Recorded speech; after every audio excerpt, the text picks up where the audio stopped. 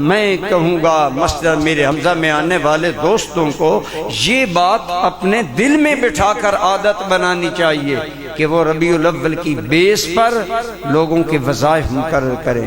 یتیم کوئی ایک یتیم بچہ آپ اس کی فیس لینا شروع کر دیں۔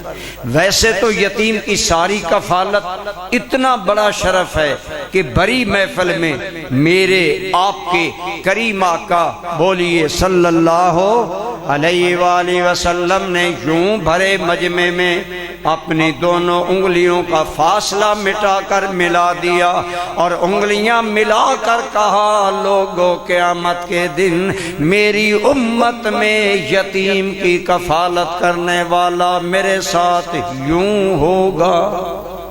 یوں حضور نے انگلیاں ملا دی، درمیان میں کوئی فاصلہ نہیں تھا، بالکل سملرلی اسی طرح یتیم کا کفیل بندہ۔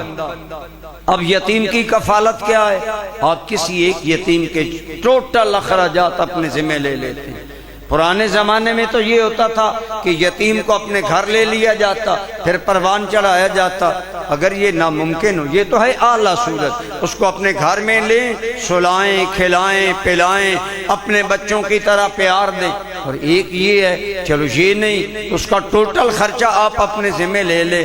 سمجھیں اللہ نے مجھے 2 بیٹے دیے ہیں، یہ تیسرا بھی بیٹا ہے۔ تو اس طرح ربیع الاول کے اندر ہمارے بزرگوں کا معمول رہا ہے کہ بطور خاص میلاد النبی صلی اللہ علیہ وسلم کے حوالہ سے صدقہ، خیرات، عنایات اور اس کھانے کے اندر غریب امیر سب شامل ہو سکتے ہیں، کیونکہ یہ صدقہ نافلہ ہوتا ہے، اور نفلی صدقہ امیر آدمی بھی کھا سکتا ہے، غریب بھی کھا سکتا ہے۔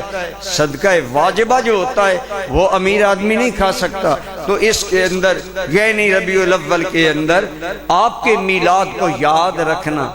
ماشاءاللہ محفل ہوتی ہیں، جلوس بھی ہوتا ہے، بہت بڑے ہم نعرے بھی لگاتے ہیں، لیکن پریکٹیکلی ہم آپ کی میلاد النبی کی اس عظیم سعادت والے موقع پر اپنی سعادتوں میں اضافہ کریں، ان اپنے معاملات کو آگے بڑھائیں، اور حضور نبی رحمت صلی اللہ علیہ وآلہ وسلم کی بارگاہ سے بندے پر کرم ہوتا ہے۔